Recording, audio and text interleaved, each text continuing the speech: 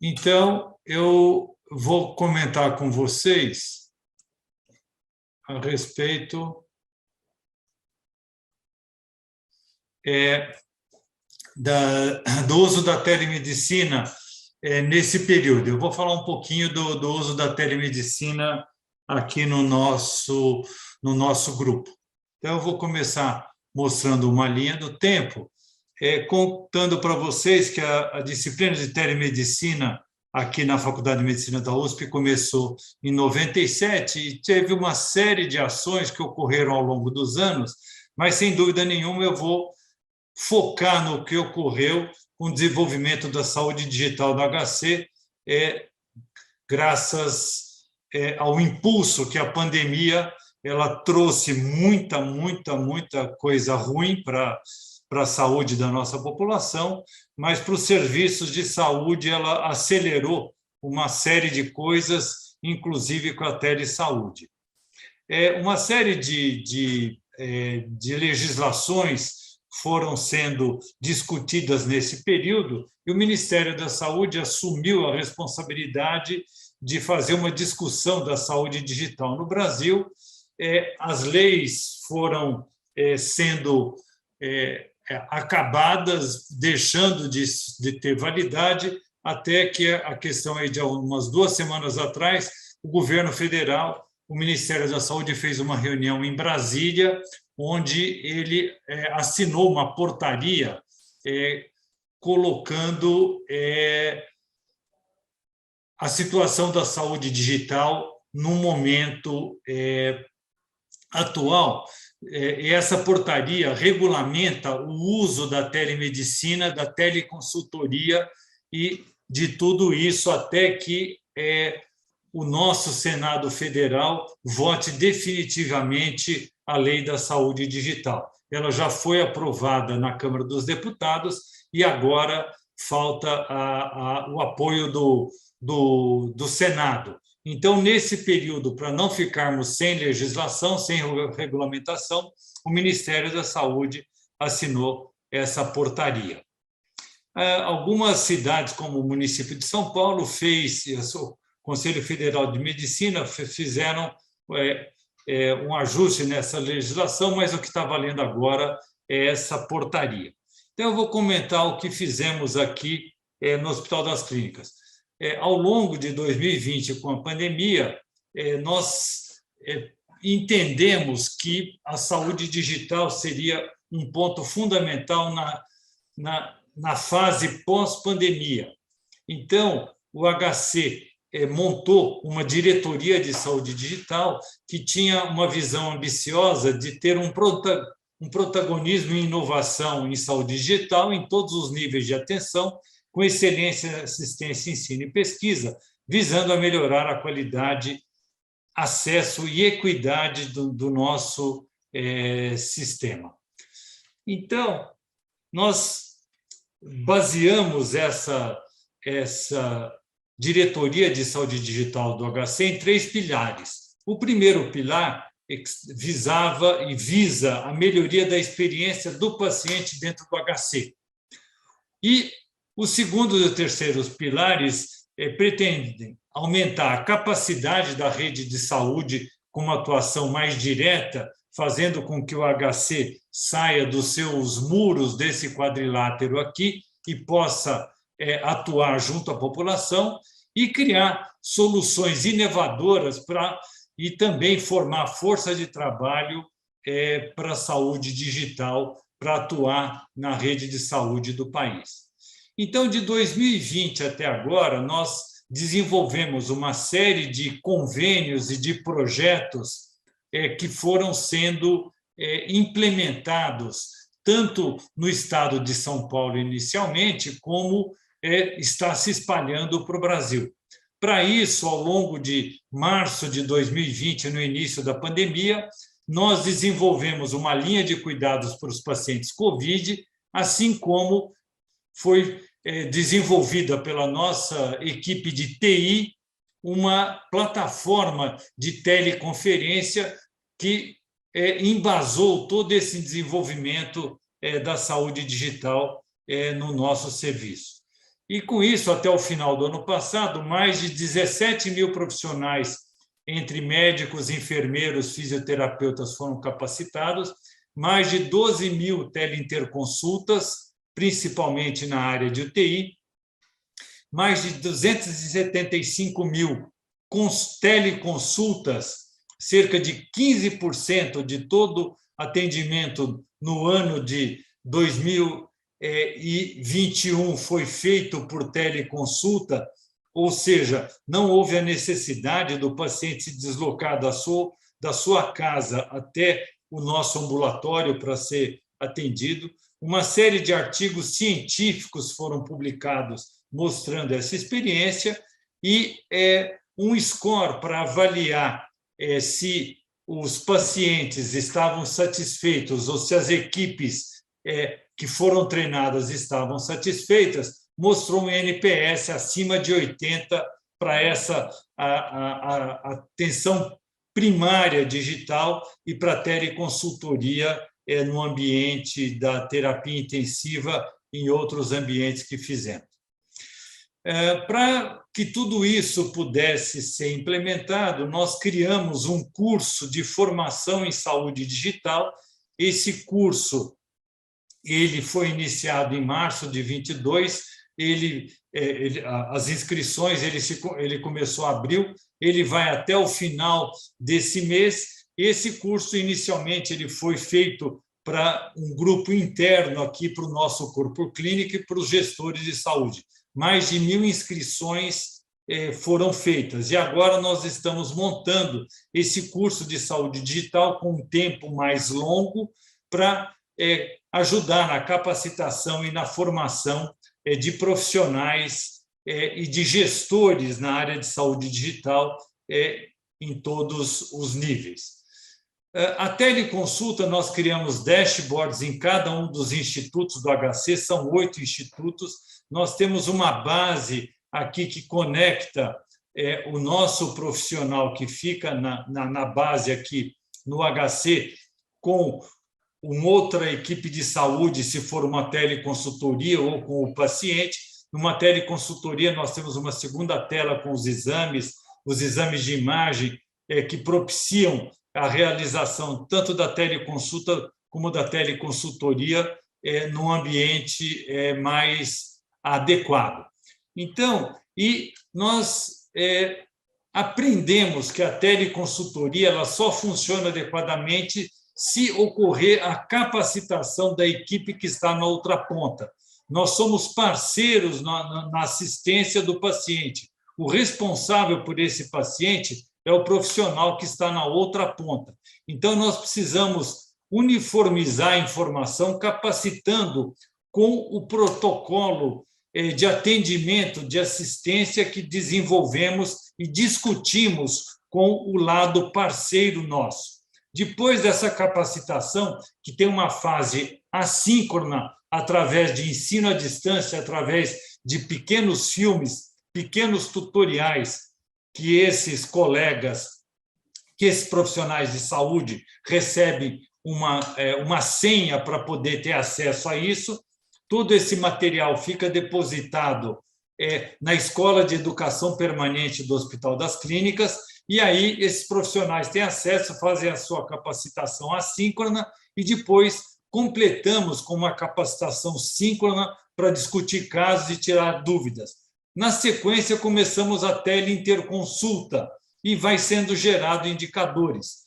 Baseado nesses indicadores, nós ajustamos a capacitação e continuamos fazendo as teleinterconsultas, girando esse ciclo que vai fazendo com que essa interação seja cada vez mais efetiva. Então, eu vou dar 2 exemplos aqui. Nós geramos cursos e capacitações em várias áreas. Na área de doença respiratória, que foi bastante usado num convênio com a Secretaria de Estado da Saúde, que aconteceu até dezembro do ano passado, conectando a nossa base aqui no INCOR, na UTI respiratória, com 20 bases que foram sendo capacitadas e a base mudava ao todo. Nós tivemos bases em 34 hospitais. À medida que a pandemia foi caminhando para o interior, nós fomos tirando as bases aqui da Baixada Santista, da região da Grande São Paulo, e fomos indo para o interior. Chegamos em Assis, em Presidente Prudente, em Mirandópolis, em Franca, em várias cidades de todo o interior de São Paulo, fazendo essas discussões e essa aplicação do protocolo de atendimento de uma ventilação mecânica protetora, com resultados bastante significativos. À medida que nós aumentamos o número de atendimentos, progressivamente a letalidade foi caindo, a letalidade de pacientes entubados em ventilação mecânica foi caindo, atingindo níveis semelhantes dos que estamos obtendo aqui no atendimento no próprio Hospital das Clínicas. Uma outra área que foi desenvolvida no início de 21, quando que vieram algumas variantes que tinham uma capacidade de atingir pacientes gestantes, e essas pacientes gestantes começaram adquirindo Covid e ter uma letalidade muito alta. Então, fizemos essa mesma linha de cuidados, juntando a obstetrícia com a terapia intensiva, e começamos a fazer atendimentos. E, inicialmente, fizemos um projeto piloto em 3 locais e conseguimos baixar a letalidade para menos de 10%, a letalidade que estava acima de 90%, por exemplo, em Porto Velho, em Rondônia. Então, a partir daí, geramos um convênio com a Secretaria, com o Ministério da Saúde, que está financiando a geração de 27 bases, uma em cada unidade da federação, conectada com a nossa base aqui em São Paulo, onde vamos prestar assistência à gestação de alto risco, a gestantes e a puérperas em ambiente da UTI, para reduzir a mortalidade materna. A razão de mortalidade materna está muito alta no nosso país, e nós temos uma meta de redução progressiva dessa mortalidade até 2030, trazer para níveis aceitos internacionalmente. No momento, estamos trabalhando com níveis 4,5 vezes, 5 vezes o aceitável internacionalmente. Temos umas outras áreas que eu vou pular um pouquinho aqui, depois eu vou voltar a elas mais à frente. E vou falar agora, então, um pouquinho do telemonitoramento e da inteligência artificial, principalmente no pós-Covid. Nós temos mais de 500 milhões de pessoas recuperadas. O pós-Covid vão potencialmente gerar doenças crônicas que vai exigir um investimento, porque isso vai ser uma sobrecarga para o sistema de saúde. E já desde o início, quando nós montamos a nossa linha de cuidados para o paciente Covid, nós já havíamos previsto acompanhar uma coorte de pacientes portadores, possivelmente, dessa Covid longa, dessa síndrome pós-Covid aguda que estava sendo demonstrada. Então, através da realização de teleconsultas com esses pacientes, aplicando questionários a essa população, questionários validados. Depois convocamos esses pacientes para uma avaliação presencial e um subgrupo vinha para uma avaliação complementar. E nós vimos que, até um ano depois, entre 6 meses e um ano depois, esses pacientes apresentavam ainda queixas em quase metade dessa população, queixas principalmente de dores musculares, dores de cabeça, fraqueza, fadiga e falta de ar. Esses eram os sintomas principais. Então, nós queríamos saber o que essa lesão crônica poderia ocorrer, por exemplo, no pulmão. Esses pacientes tinham falta de ar, quanto isso era secundário a uma lesão pulmonar. Nós queríamos saber como predizer essa lesão pulmonar. Então, utilizando situações clínicas simples, como a aplicação de uma escala de dispneia, uma alteração na oxigenação sanguínea avaliada por uma oximetria, uma radiografia simples de tórax, ou uma espirometria medindo o volume máximo de ar que esse paciente consegue expelir, que são coisas simples que podem ser feitas muitas vezes no próprio domicílio do paciente, algumas coisas como a radiografia numa unidade básica de saúde. Nós queríamos saber qual que dessas variáveis marcava, poderia ser um triador para aquele que fosse ter lesão crônica. E nós vimos que nenhum deles, isoladamente, era capaz de triar esse paciente. Então, utilizando inteligência artificial e machine learning, nós desenvolvemos um protocolo de análise desses parâmetros para predizer qual era a probabilidade de ter desse paciente ficar com sequelas avaliadas através da tomografia computadorizada de alta resolução.